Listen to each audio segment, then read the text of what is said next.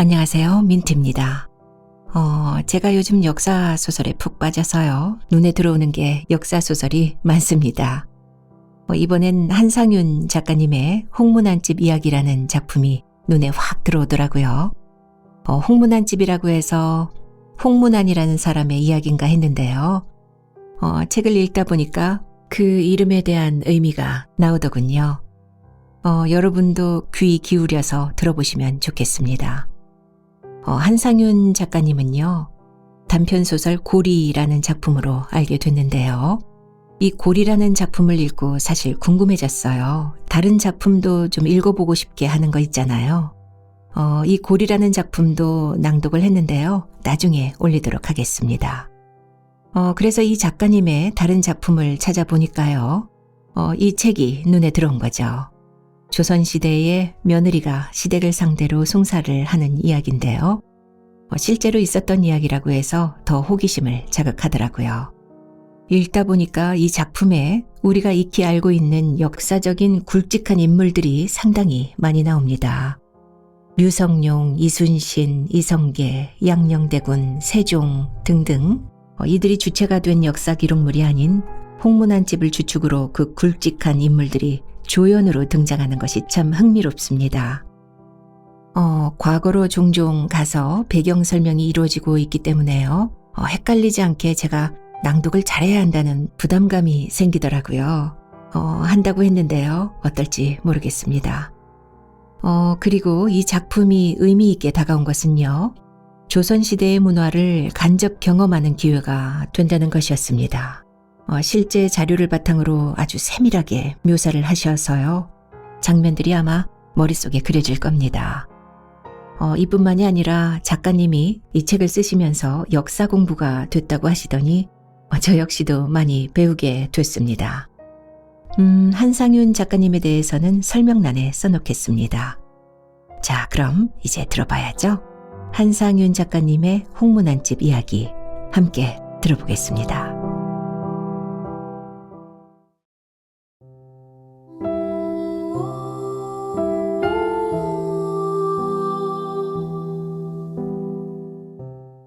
어떻게 하고 싶으냐? 저는 다른 생각을 한 적이 전혀 없습니다. 말이 안 됩니다. 너는 내 딸이다. 이 아비에게 지극한 효녀임을 잊어서는 안 되느니.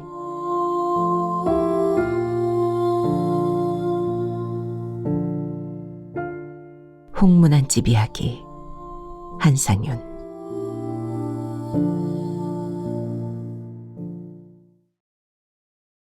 기러기를 한자로는 안 또는 홍이라고 쓴다. 전통 혼례식에서 나무 기러기를 전하는 풍습이 있다. 다정한 형제처럼 줄을 지어 함께 날아다니므로 남의 형제를 높여서 안항이라고도 한다. 이동할 때는 경험이 많은 기러기를 선두로 사람인자 모양으로 높이 날아간다. 서열과 질서를 지키며 앞서 날아가는 기러기가 날개를 칠 때 흘러나오는 기류를 뒤따르는 녀석이 이용한다. 앞에서 울면 뒤에서 화답하며 짝을 잃으면 새로운 짝을 다시 얻지 않는다. 가을을 알리고 소식을 전해주는 새. 정의가 두텁고 사랑이 지극한 새다. 첫 번째 이야기. 정사초롱, 불 꺼지다.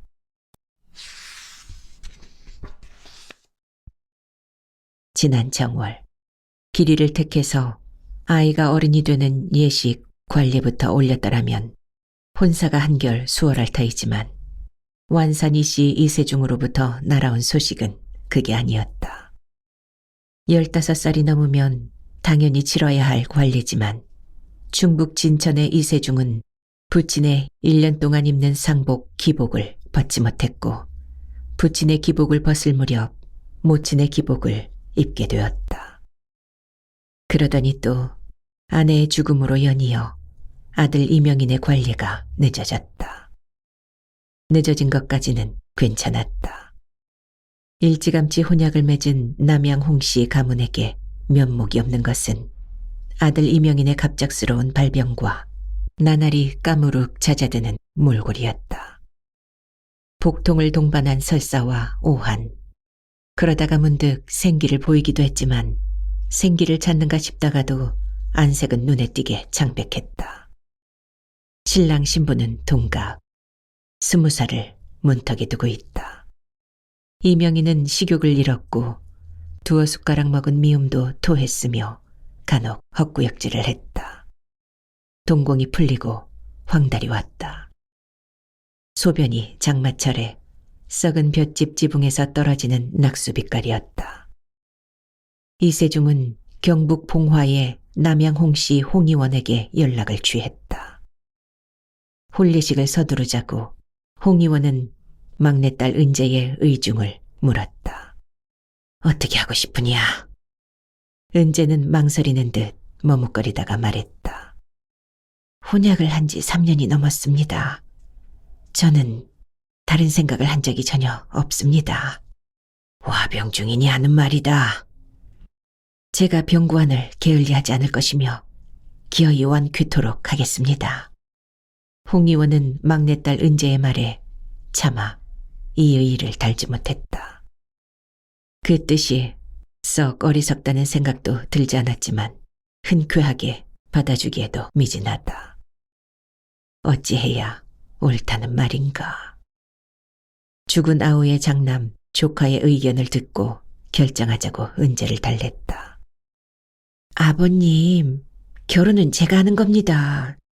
사촌 오라버니가 여기 왜 끼어듭니까? 은재는 단호했다. 아내 장령성 씨가 곁들였다. 혼사를 물리는 법은 없습니다. 더구나 신부 측에서 말이 안 됩니다. 알았어. 홀리 올리자고 연락합시다. 정오를 넘기기는 했지만 4월 중순. 혼사 날짜 일주일을 앞두고 양가에서는 관례 올릴 준비를 했다. 사대부가에서 혼례에 앞서 관례를 올리는 것은 지당한 일. 이명희는 부친 세중의 지시를 받아 관례일 3일 전에 사당에 술과 과일, 전을 올렸다. 이세중은 무릎을 꿇고 향안에 고했다. 효 증손, 이세중의 첫 번째 아들 명인의 나이가 차츰 들어 그의 머리에 관을 씌우고자 감히 고합니다. 이틀 뒤 이세중은 덕망이 있는 이웃 친구 연한 이 씨를 빈객으로 청하기 위하여 선비가 입던 심의를 입고 정중히 그의 집을 찾아갔다. 세중에게 아들이 있어 그 머리에 관을 씌우고자 하니 이를 지도해 주셨으면 합니다. 덕으로나 연세로나 그대보다 나은 사람이 없으니 저버리지 마시고 왕림하셔서 은혜로이 지도해 주시면 우리 부자는 지극히 고맙겠습니다. 나 이기백은 변변치 못하여 일을 제대로 수행하지 못하여 당신을 괴롭힐까 염려되니 감히 사양합니다. 당신께서 마침내 지도해 주시기를 바랍니다. 당신께서 거듭 명하시니 저 이기백이 어찌 따르지 않겠습니까? 이세중이 2번 절하고 물러나고 이기백이 1번 절하여 배웅했다. 관례일 아침, 대청 동북 쪽에 휘장을 쳐서 장소를 마련하고 병풍을 둘러쳤다. 상에 진설을 했다. 좌포 우회, 어동 육서, 두동 미서, 조율 이시, 풍동 백서. 빈객 연한이 씨가 들어서서 관례를 치를 이명인에게 읍을 했다. 명인은 예복 사규삼에 띠를 두르고 가죽신을 신었다. 솜씨 좋구나. 이세중은 아들 명인의 성장한 모습에 감격한다. 3살의 생모를 잃고 계모의 손에 컸지만 어느 한 구석 모난 데 없이 반듯하다. 자기가 생산한 2 아들 못지않게 정성을 기울여 양육했으니 하늘과 땅에 감사할 뿐이다. 이 옷 누가 장만한 것이더냐? 이세중은 아들 명인의 속내를 슬그머니 떠본다. 4년 전에 돌아가신 부모께서 밤새워 지으셨습니다. 여기서 후모는 계모를 말합니다. 잘 아는구나. 내가 박복해서 자식 낳은 아내를 2번씩이나 잃었구나. 아들 셋을 첩의 손에 맡기는 불운이 이세중으로서는 천벌에 가깝다. 그 또한 안고 가야 할 자신의 운명이니 어쩌랴. 맏아들 명인이 제발 온순한 아내에게 씨를 열어 떨어뜨리고 만대에 후손 있기를. 옷자락은 내폭으로 갈라졌다. 등솔기 중앙과 양쪽 겨드랑이를 텄다. 깃, 돌연, 소매 끝에 검은 선을 둘렀다. 깃과 소매 끝에는 희자문, 서패는 효제 충신, 인의 예지, 앞길에는 화풍 가무. 이세중은 아들 명인의 남색 견 옷자락에 금박으로 찍힌 문양들을 빠짐없이 읽는다. 사대부가의 아내를 만나 어서 쾌차하고 옷깃에 펄럭이는 글자대로만 살아라. 이 사규삼이란 어린아이들의 평상복이라지만 의미가 참으로 깊으니라. 옛날 중국에서는 싸움터에서 입는 융복이었느니. 유세 차, 임자, 생원 이세중의 아들 명인의 나이가 점차 장성하여 4월 23일에 그의 머리에 관을 씌우고자 하여 삼가 술과 과일로 고합니다. 빈객이 아들 명인에게 읍했다. 빈객 어르신 오른쪽으로 가서 서라. 이세중은 아들 명인의 일거수일투족을 지시했다. 의식 절차의 진행을 맡은 찬자가 빗과 망건을 남쪽에 놓고 일어나 아들 이명인의 곁에 섰다. 빈객이 아들 명인에게 읍했다. 저런 아무것도 모르는구나. 이세중은 아들 명인의 등을 밀었다. 자리 중앙으로 나가 서쪽을 향하여 꿇어 앉아라. 찬자가 아들 명인과 같은 방향으로 꿇어 앉아 명인의 머리를 찬빗으로 곱게 빗어 올려 상투를 찌고 망건으로 쌌다. 집사자가 관과 건을 쟁반에 받쳐 빈객에게 건네주었다. 빈객은 몇 마디의 축사를 끝내고 관과 건을 명인에게 씌웠다. 명인은 방에 들어가 사규삼을 벗고 심의로 갈아입었다. 대대 넓은 띠를 둘렀다. 오, 우리 아들 왕세자 같구나. 아니, 조신이 조복을 입은 것 같아.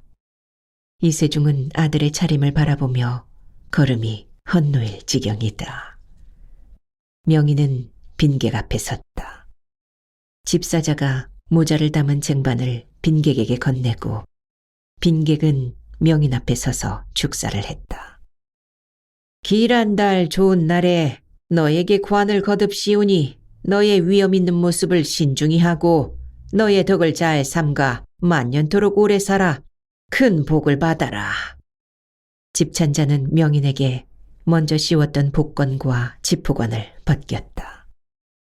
명인은 방에 들어가 심의를 벗고 검은 조삼에 혁대를 두르고 가죽신을 신었다. 집찬자가 복두를 쟁반에 받쳐들고 나와 빈객에게 건네었다. 좋은 달 좋은 날에 형제들이 모두 있는 데서 너에게 관을 3번 모두 씌워 너의 덕을 이루게 하였다. 길이 오래 살아 하늘의 복을 받아라. 빈객의 축사가 끝나자 집찬자가 명인의 머리에 먼저 씌웠던 모자를 벗겨치웠다. 빈객은 무릎을 꿇고 명인에게 복두를 씌웠다. 빈객이 제자리로 돌아가 읍하자 명인은 방으로 들어갔다. 명인은 다시 조삼을 벗고 난삼을 입었다. 집찬자는 술을 따라 들고 명인의 왼쪽에 섰다. 빈객이 읍하고 자리 중앙에 나가 축사를 했다. 좋은 술이 맑으며 훌륭한 안주가 향기로우니 이를 절하고 받아 고수레하여 너의 복을 굳히고 하늘의 기쁨을 받아 오래 살면서 잊지 않기를 바란다. 명인은 2번 절하고 술잔을 받았다. 빈객은 제자리로 돌아가 답배를 했다. 명인은 중앙으로 나가 무릎을 꿇고 술을 고수레 했다. 제자리로 돌아가 무릎을 꿇고 술을 조금 맛본다. 다시 일어나 집찬자에게 빈잔을 건네준 다음 남향으로 2번 절했다. 처음 관을 씌우는 시가의 축사식은 그런대로 견딜만 했다. 좋은 달 좋은 날에 처음으로 관을 씌우니 너의 어린 마음을 버리고 너의 성숙한 덕을 따라 길하게 오래 살고 네 큰 복을 더욱 크게 하여라. 마음속으로 명희는 네 하고 신중한 응답도 했다. 그런데 제가 삼가를 거쳐 자를 지어주는 의식에 다다르면서부터 시아가 아물거리기 시작했다. 비니, 혹 따로 글을 써서 자를 지어주는 뜻을 일러주는 것도 좋다. 예의를 갖추어 좋은 달 길한 날에 너의 자를 밝게 고하노라. 이을윤의 범호라. 이 자는 매우 좋아 뛰어난 선비에 마땅하고 크게 어울리니 길이 간직하여라. 명희는 비틀걸음으로 집찬자의 부축을 받으며 사당에 고하고 대청의 여러 어른들을 배웠다. 부모님과 숙부와 여러 고모들과 이복동생들, 그리고 각기 동서남북으로 울타리처럼 앉아 있었다. 2번 절하고 어린 사람들에게는 답배를 하고 또 절하고 답배를 받고 명희는 대청 한가운데 쓰러져 일어나지 못했다. 약간의 토사물이 웃섭을 더럽혔다. 이를 어쩌냐? 마을 어른들과 아버지의 친구분들 찾아뵙고 인사드려야 할 일이 더 남았는데. 이세중의 첩 김씨의 탄식이었다. 우란의 백목련 꽃잎이 1-2장씩 흩날리기 시작했다. 이날 아침 이세중은 아들 명인에게 술잔을 건네었다. 너를 도울 배필을 맞아 우리 종문의 일을 이어받아 공경하고 네 어머니의 본을 항상 받들도록 하라. 네, 아버님. 감당하지 못할까 두렵습니다만 감히 명령을 잊지 않겠습니다. 명희는 혼자 열흘을 앞두고 친형의 예를 올리기 위해서 길 떠날 채비를 했다. 의호는 진작에 마쳤고 먼 거리여서 납채와 납피까지 겸한 친형의 예를 올리기로 했다. 충북 진천에서 경북 봉화까지는 사나흘 거리. 신랑을 따라 나선 조행 인원은 14. 신랑을 포함해서 15으로 맞췄다. 홀수라야 한다. 상객으로 신랑 이명인의 백부, 숙부, 당숙이 나섰고 그들을 따로 모시는 요객, 후행, 함진아비, 교작군, 하인 등이었다. 함진아비는 처다들을 낳은 유복한 신랑의 오촌 당숙이 나섰다. 부친 이세중은 구구절절 정중하게 혼서를 써서 함에 넣었다. 신부 측에서 납패만 보게 되면 어디에 누구한테 쏜 것인가를 정확하게 모르지. 봉화의 홍문안 집이라면 조선 땅에서 모르는 이가 없는 명문가이지만 우리 완산이 씨는 그렇지가 않단 말이야. 때는 춘 4월 화창한 봄날이 온데 부호군 홍의원 어른께서 기체만한 하시옵니까? 저의 아들 이명희는 나이가 들었으나 아직 배필이 없더니 부호군 홍의원 어른께서 막내 여식 홍은재를 아내로 허락하시어 이에 옛 어른들의 정하신 바 예에 따라 삼가 납폐의 의식을 행하옵니다. 다 갖추지 못하였사오나 다만 엎드려 부호군 홍의원 어른께서 굽어 살피시기를 바라며 삼가 절하고 그럴로 올리나이다. 임자 1672년 5월 초 3일 완산 후인 이세중 배. 이세중은 아들 명인에게 한마디 덧붙였다. 이 혼서는 신부에게도 무척 소중한 것이니라. 일부종 사이에 의미도 되지. 일생 동안 간직했다가 죽을 때 관 속에 넣어 가지고 가야 한다. 이세중은 혼서지를 근봉이라고 쓴 봉함지에 끼워 사주단자에 넣었다. 한 바닥에 한지를 깔고 차례차례 오곡주머니를 넣었다. 자손과 가문의 번창을 기원하는 목화씨, 잡귀나 부정을 쫓는 팥, 며느리의 심성이 부드럽기를 바라는 노란 콩, 부부의 해로를 기원하고 질긴 인연을 바라는 찹쌀, 서로의 장래가 길함을 기원하는 향, 잡귀를 물리치는 고추씨, 일부 종사를 의미하는 차 등. 그 위에 음을 상징하는 청색 비단은 홍지에 싸서 청실로 동심결을 메고, 양을 상징하는 홍색 비단은 청지에 싸서 홍실로 동심결을 메어 넣었다. 물목도 작성해서 넣었다. 황금 놀이개 10돈, 빛쥐반지 1개, 옥비녀 1개, 명주 1필, 모본단 치마 저고리 1벌. 함은 청홍 겹 보자기를 쓰되 홍색이 겉으로 나오게 싼다. 매듭에 근봉이라고 쓴 봉함지를 끼우고 20마 정도의 무명필로 묶는다. 이복에 묶기만 한다고 잘하는 것이 아닐세. 구리를 주위에서 만들어줘야 하네. 이렇게 한 번만 잡아당기면 단번에 풀릴 수 있도록 말일세. 이세중은 함을 가까이 당기더니 무명필을 풀어 손수 끈을 묶기 시작했다. 두 사람의 앞날이 술술 풀리라는 뜻일세. 만사 형통하라 그 말이지. 이세중은 아들 명인에게 귓속말로 일렀다. 도중에 아는 사람이 있더라도 인사를 하지 마라. 잘못하면 부정을 타는 법이야. 명인은 가능한 한 부친의 지시를 따랐지만 떠날 때부터 사모관대에 사인교 교자를 타고 가라는 권고를 마다했다. 아닙니다. 당도에서 갈아입어도 늦지 않습니다. 사인교는 상객 어르신들께 내드리고 저는 말을 타겠습니다. 네가 성장한 모습을 한번 보고 싶구나. 명인은 한복에 두루마기를 입고 갓끈을 맸다. 이른 봄에 청명한 날씨가 명인의 착잡한 심사를 가라앉혀주는 듯했지만 10여 개의 역참을 거치는 동안 명인은 피로가 몰려왔다. 괴산, 음성, 충주, 단양, 중령, 풍기, 영주, 봉화. 청량한 능선이 바라보이는 고갯길에서는 아예 주저앉았다. 식은땀이 등골을 훑었다. 하루 50리길이다. 북쪽의 태백산과 소백산을 모체로 삼으면서 봉화를 둘러싸고 동서남으로 부채살처럼 흘러내린 산줄기가 무려 20여 개. 연화봉, 구룡산, 면산, 옥석산. 해발 1000m가 넘는 산줄기에서는 까마귀조차 깃을 접고 쉬지 못했다.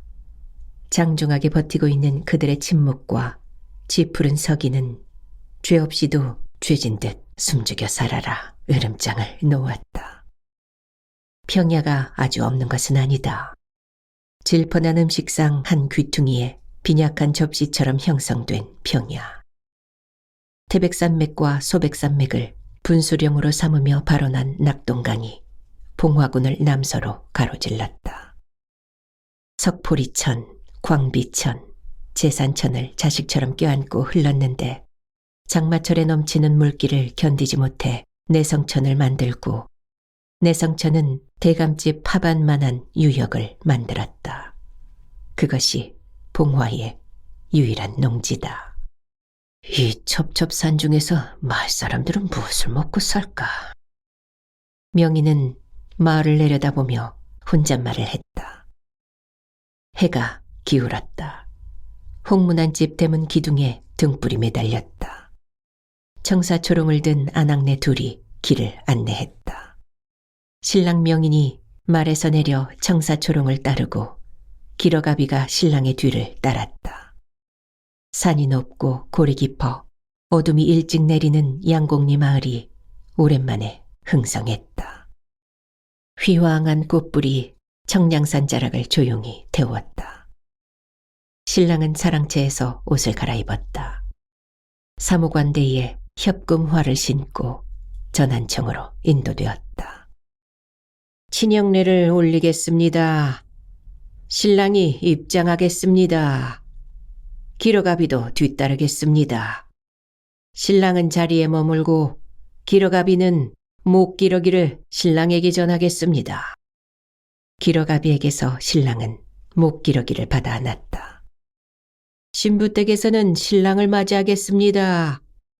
인사를 하고 신랑을 인도하겠습니다.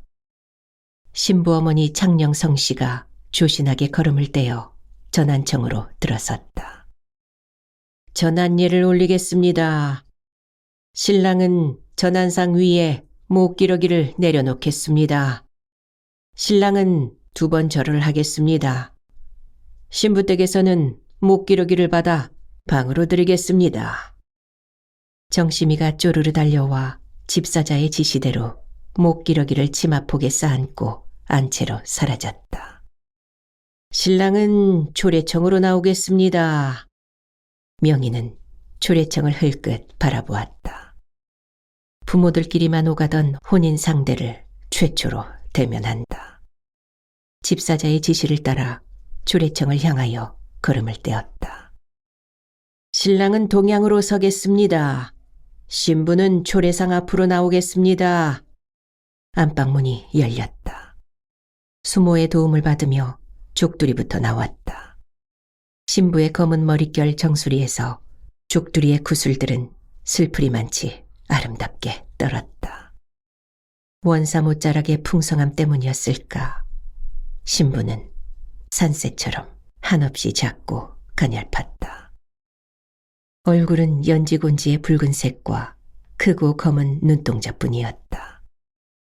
신랑과 신부의 오른쪽에 계신 수모가 각각 촛불을 붙이겠습니다. 초래청이 연주홍색 불빛으로 한결 밝아졌다.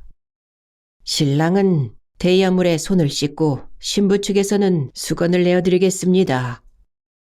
명희는 2 손을 대야물에 잠깐 담갔다가 꺼냈다. 수모가 건네준 수건으로 손을 닦았다. 신랑은 제자리로 가서 바로 서겠습니다. 신부가 손을 씻고 신랑 측에서는 수건을 내어드리겠습니다. 신부는 대야의 물에 손을 담갔다가 수모가 건네준 수건에 손을 닦는다. 교배를 올리겠습니다. 신부 측에서 신랑의 자리를 깔고 신랑 측에서는 신부의 자리를 깔겠습니다. 수모의 손에서 화문석이 조심조심 풀렸다. 신랑은 읍하고 신랑 신부는 화문석 위에 올라서서 마주보겠습니다. 신부가 먼저 절을 2번 하겠습니다. 명희는 조금 웃었다. 난생 처음 보는 처녀에게서 절을 받다니.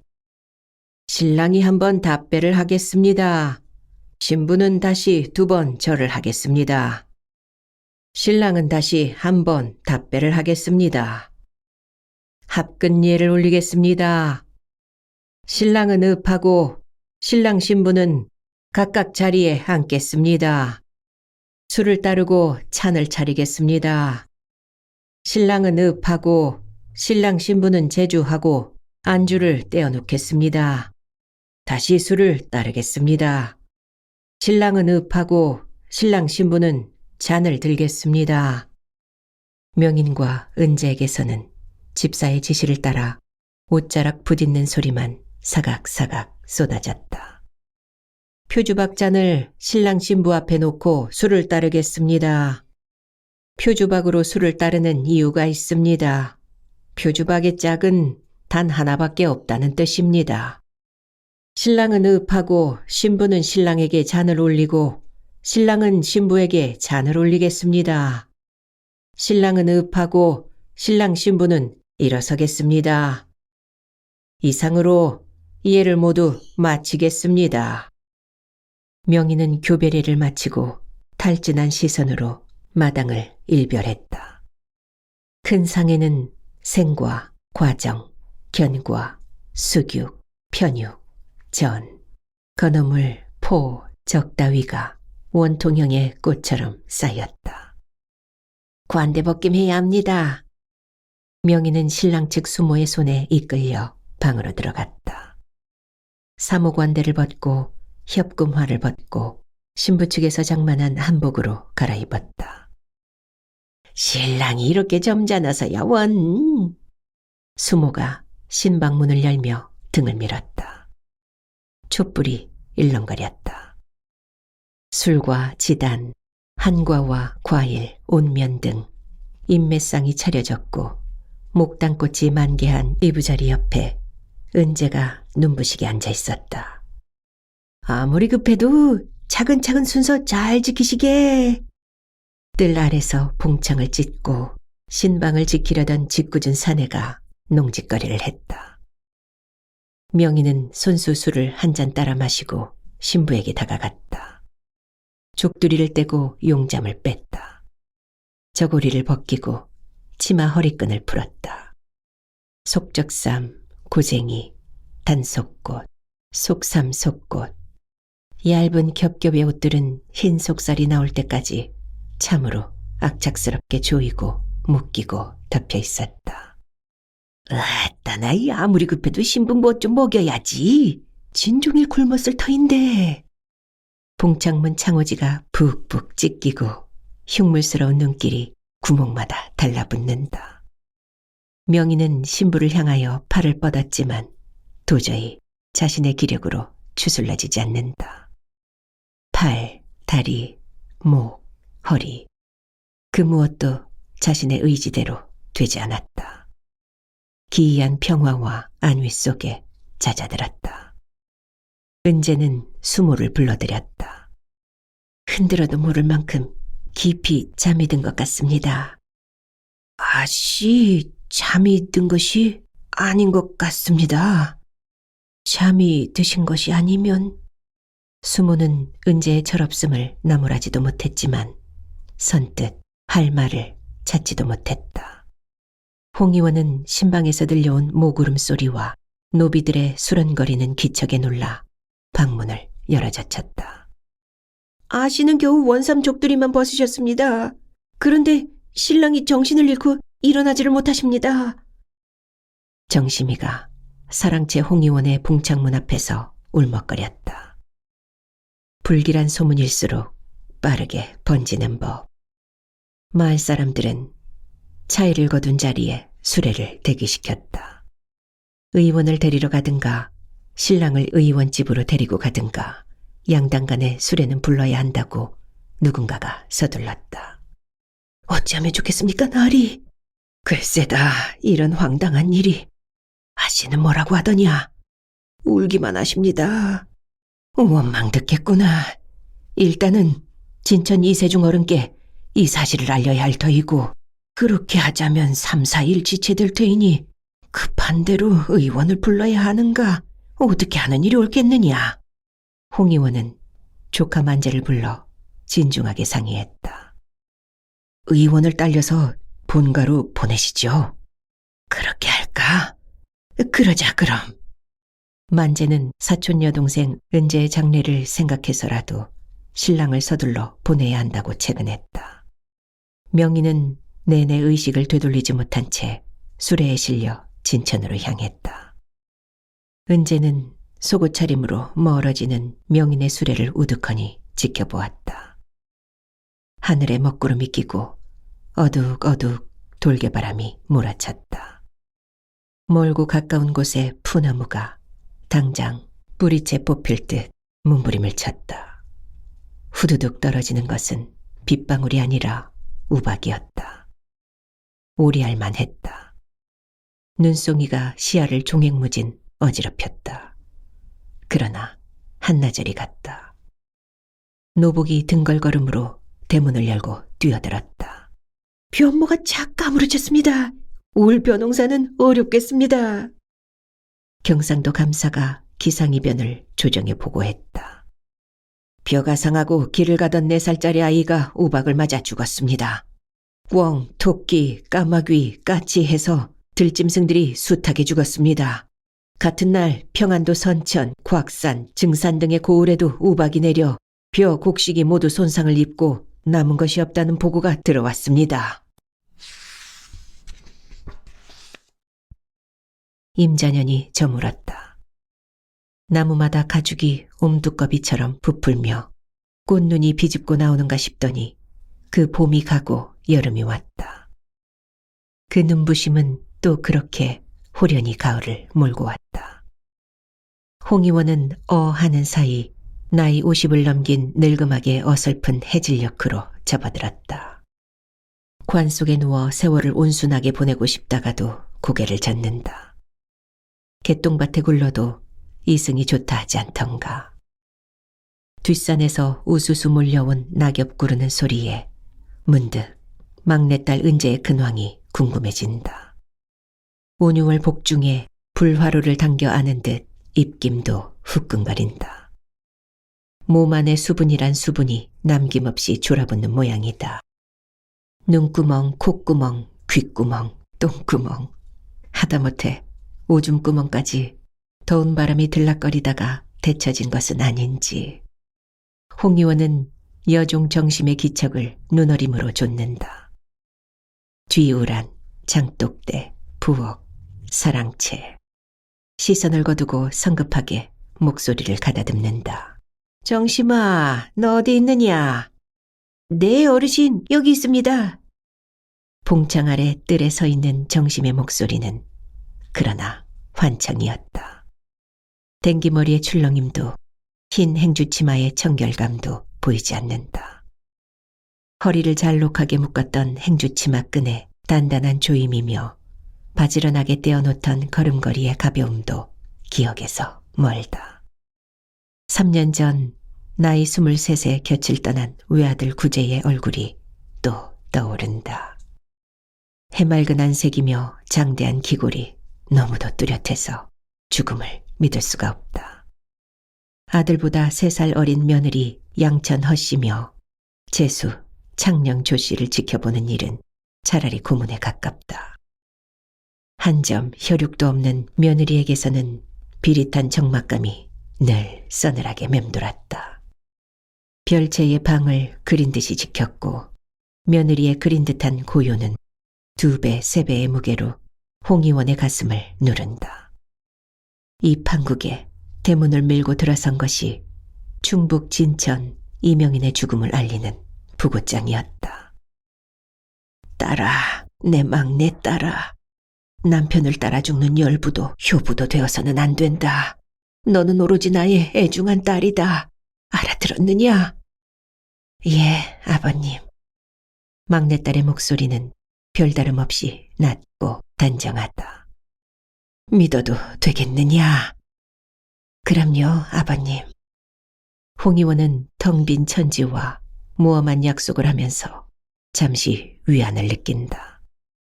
신병이 깊었을까? 혼례식을 치르고 정신을 잃은 뒤 명희는 본가로 서둘러 돌아갔다. 제정신을 찾았다며 한 차례 다녀가더니 이내 날아온 것이 부고장이었다. 그 건장하던 사나이 명인이가 죽다니 믿을 수가 없구나. 홍 의원은 담장 너머 너른 들판에서 헤매던 시선을 거둔다. 별채 뜨락을 더듬는다. 막내딸 은재의 신발도 노비 정심의 신발도 보이지 않는다. 삽살개가 마당으로 뛰어든다.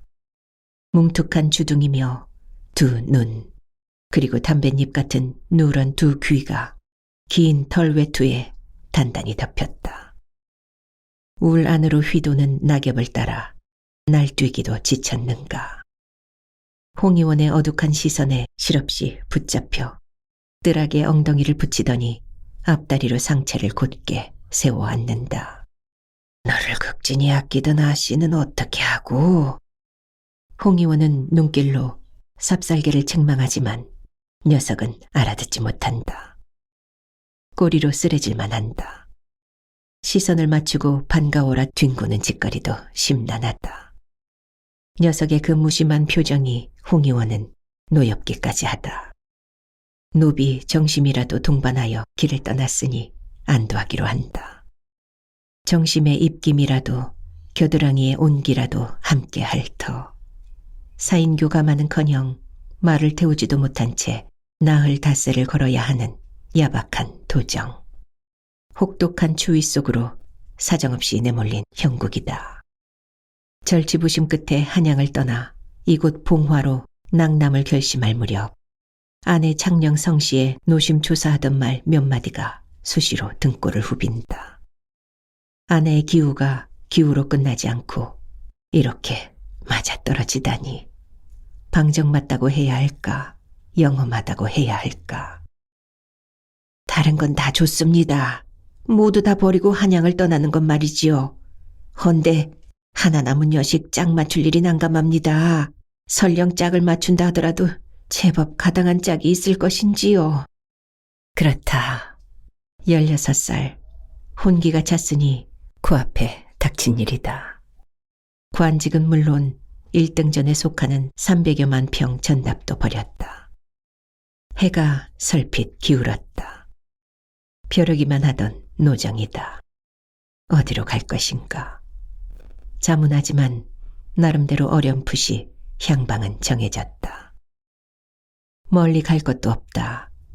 증조부 홍세공과 조부 홍시술의 육성, 가문의 기품과 옥깃에 스며던 채취를 기억해내기는 그다지 어려울 것 없다.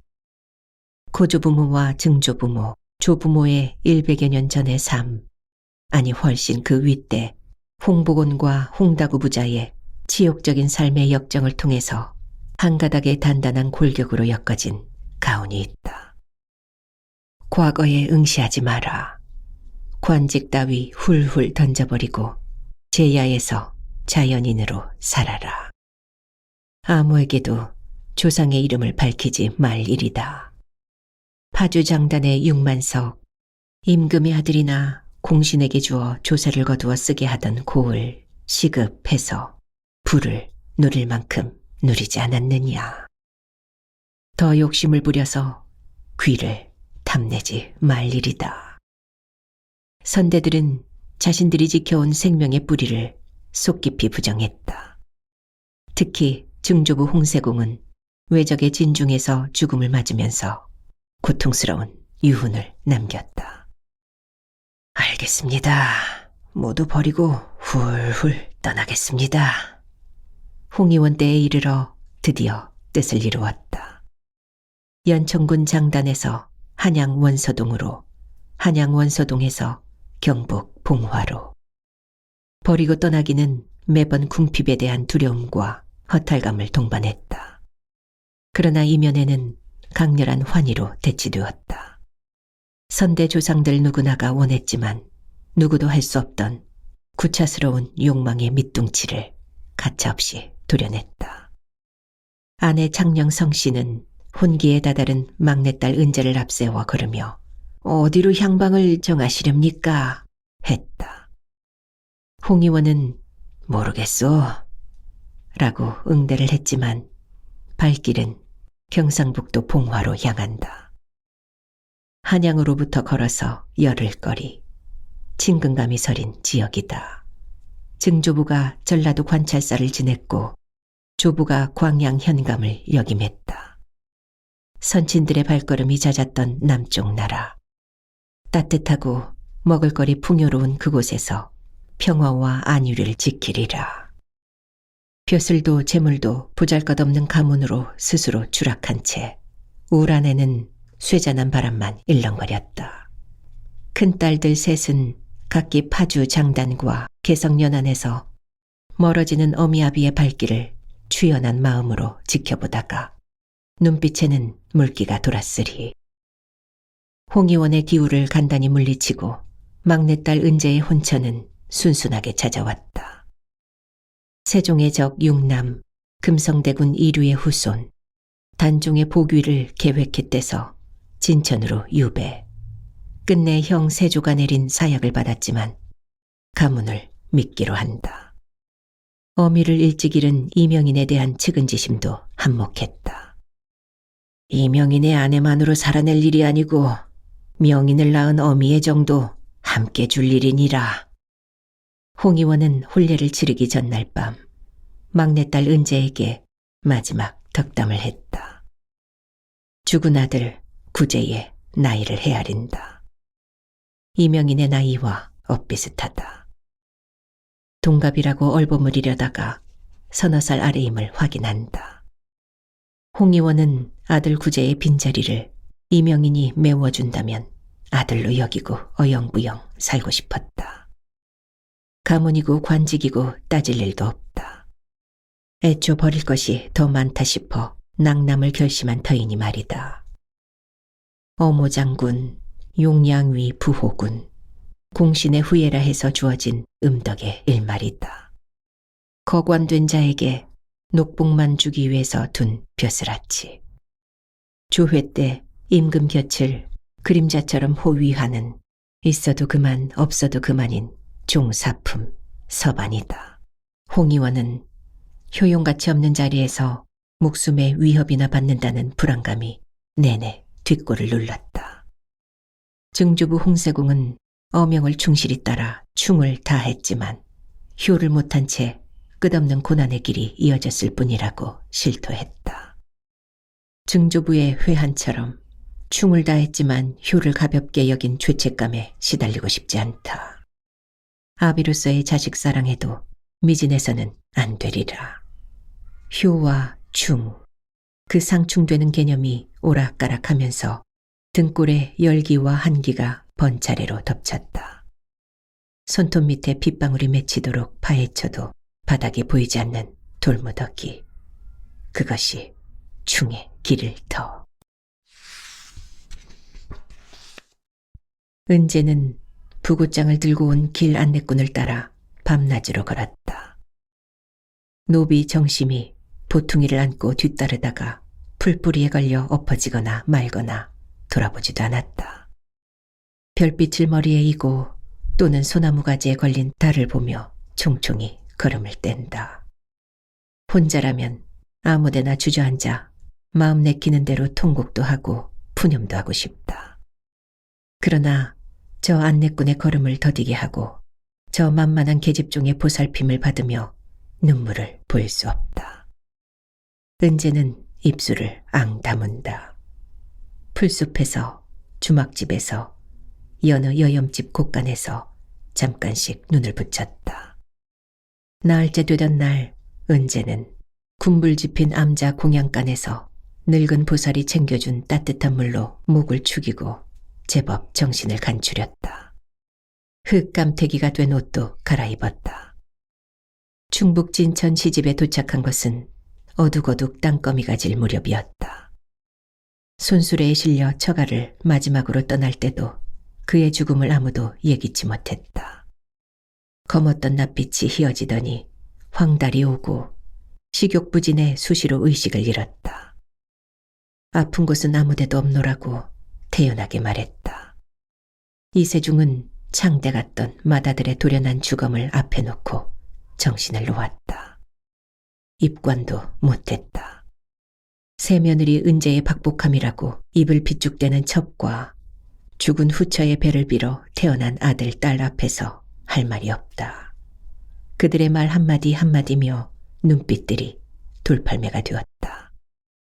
마당에 차일이 쳐지고 동네 것들이 몰려와 웅깃중깃 장례치를 준비를 한다. 저 낯설고 음울한 풍광이 내 집의 일이라니. 너것들 왜 이러느냐 큰 소리를 치고 싶지만 이세중은 죄인처럼 그들과 눈을 맞추지 못한다. 2번씩이나 상처한 나의 드센 팔자가 아니겠느냐. 은재는 첩시어머니의 꼿꼿한 지시대로 먼저 사당에 들렀다. 서쪽부터 고조부모, 중조부모, 조부모, 시모 등 4대 조상의 신주를 모셨다. 매달 초하루와 보름, 설, 추석이면 빠뜨리지 않고 차례를 지내느니라. 첩시어머니는 사당문을 열면서 찬바람이 이는 낮은 목소리로 말했다. 은재는 숨죽여 새며느리의 이해를 올렸다. 뜰에 신발을 벗고 후두빛으로 반짝이는 대청으로 올라섰다. 시부모, 출가한 시누이 부부, 장성한 2 이복시 동생 명기, 명린과 상면하는 맞절을 올렸다. 쫑쫑 따은 머리다 발끝에 붉은 댕기를 물린 소년들이지만 가까운 날 죽은 남편 이명인 못지않게 든든한 울타리가 되어주기를 기대하면서 은재는 웃음기를 물었다. 밤으로 피는 붕꽃처럼 비밀스러운 웃음이었다. 주변 누구도 그 웃음의 뜻을 알아채지 못했다. 남편을 따라 죽는 열부의 길과 부모를 받드는 효녀의 길, 그 2 갈래에서 은재는 주춤거린다. 친정아버지 홍의원의 울부짖음이 또 쟁쟁하다. 여자에게 있어 효부 연려의 길만 길이 아님을 알아라. 너는 내 딸이다. 이 아비에게 지극한 효녀임을 잊어서는 안 되느니. 친정아버지의 불호령 같은 호소다. 은재는 짧은 순간 눈을 감았다가 뜬다. 이명희는 수위에 몸이 감기면서 병색의 수척한 몰골은 깊은 잠에 빠진 듯 평화롭다. 은재는 그가 즐기던 평상시의 화려한 예복을 입히고 싶었지만 누군가의 손길이 순서를 따라 수의를 입혔고 7마디로 단단히 묶어 관 속에 눕혔다. 은재는 상복으로 갈아입었다. 시동생들은 줄과 전임으로 굵은 제복은 아니라도 두루마기는 입혔다. 시아버지는 식음을 전폐했다. 방문과 옷서풀 열어 찬바람에 화기를 달래다가 후다닥 닫아 걸고 두문 불출 꺼이 목구름을 삼켰다. 은재는 수시로 시아버지 이세중 곁을 맴돌면서 미음 그릇을 대령했다. 친정아버지와 시아버지 두 사람의 각기 다른 우열이 은재의 가슴을 제멋대로 두들겼다. 친정사촌 오라버니 만재가 언뜻 눈에 띄었다. 문상을 왔을 터였다. 아버지를 3살에 잃은 사촌 오라버니 만재는 은재네 친정의 장자 몫을 감당하고 있었다. 오라버니, 마음 다잡고 잘 살아야 한다. 은재는 네 하고 대답은 했지만 웅숭 깊은 어두운 속내에서는 완강하게 도리질을 했다. 어떻게요? 하면서 마을 한가운데 느티나무 밑에서 노제를 지냈다. 상여는 선산 만산봉을 향했다. 환희산 줄기의 끝자락이다. 정상에 오르면 청주와 진천, 천안이 시원스럽게 한눈에 들어오지만 상여는 중도에 멈춘다. 상여를 앞세우고 요령과 만가에 맞춰 깃대처럼 펄럭이던 만장이 멈춘다. 냇물을 건너서 들을 가로지를 때부터 상여꾼들의 걸음은 빨랐다. 수시로 노자를 찔러 넣었다. 하관이 진행되었다. 상여를 앞지르던 만장은 차곡차곡 개켜져 관 위에 덮였다. 완산 이씨 고 이명인 계사 1653년 2월 13일 생 임자 1672년 8월 2일 졸. 사발에 망인의 출생 연월일을 필묵으로 써서 작은 나무 명기 몇 개와 함께 관에 넣어 묻었다. 북소리를 따라 붉게 젖은 흙이 신명나게 쌓이고 떼장이 덮이면서 우람한 봉분이 만들어졌다. 은재는 남편 이명인의 죽음을 비로소 실감한다. 정상에 오르면 청주와 진천, 천안이 한눈에 들어오고 전망이 시원스럽지만 선산은 그 줄기까지 오르지 못한다. 이명인의 묘는 정북쪽에서 서쪽으로 약간 기운 해주하다. 정남향인 자주화가 아니어서 흡족하지는 않지만 별말을 하지 않는다. 산의 허리는 종묘로 쓰이고 신성시 돼야 합니다. 한 가문의 흥망성쇠를 결정하니 함부로 다루어서는 안 됩니다. 음택 풍수를 맡은 작자는 산천의 좋은 직위를 받은 명당이라고 장담했다.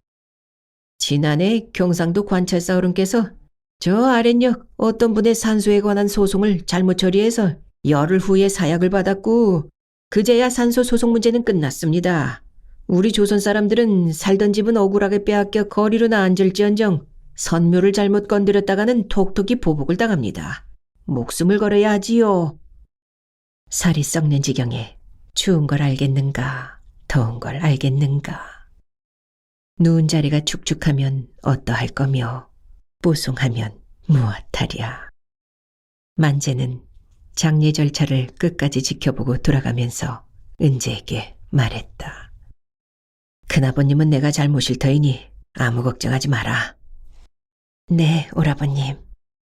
앞으로 너는 충도 아니요 효도 아닌 너 자신의 삶, 너 자신의 길을 가야 한다. 은재는 응대하지 않는다. 길 없는 길이다. 만재가 말한 여자의 그 길은 어디에도 없다. 효도 아니고 충도 아닌 나 자신의 삶, 나 자신의 길이라니. 은재는 사촌 오라버니 만재가 어기뚱한 나라 풍습을 말한다 싶었으나 근접하기 어려운 미묘한 신선감을 느낀다. 숨통을 조이는 얇은 막을 찢어발기라는 말일터. 친정아버지 홍의원은 만재 하나만 낳고 홀로 된 재수 창녕 조씨와 그에 딸린 노비 일가를 샅샅이 챙겼다. 따뜻하고 알맞은 분량의 음식 때맞춰 먹이기, 추위와 더위를 분별해서 절기에 따른 의복 정갈하게 입히기, 조석으로 씻기고 이부자리 깔아 재우기, 소학, 사서삼경, 근사록 익히기. 저 어린 만재를 어쩔거나 어미 품 잃고 비 맞은 병아리 같구나. 홍의원에게 있어 아우 홍의영이 비운 자리는 나날이 넓고 헛헛하다. 만재야, 너는 우리 홍문안 집 종손이다. 무슨 뜻인가 하면 홍후공이 상주상인데 그분은 중랑장파로 부와 명예가 끊이지 않았어. 고구려와 발해의 영토였고 고려와 금의 완충지역인 인주도령을 지내셨지. 그뿐이 아니야. 조선조에는 홍길민공이 우뚝 서 계시고 그분의 아들 홍여방공은 인수대비의 부친인 한확을 사위로 두셨어.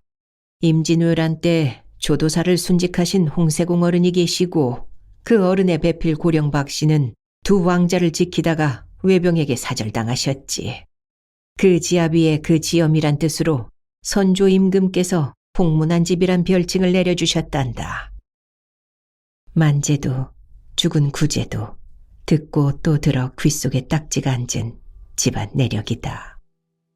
흥미는커녕 도막도막 끊기며 앞뒤 연결이 되지 않던 인물과 지명들이었지만 은재는 근래 어깨너머로 듣던 친정아버지의 홍의원의 그 이야기들이 문득 뇌리를 헤집고는 했다.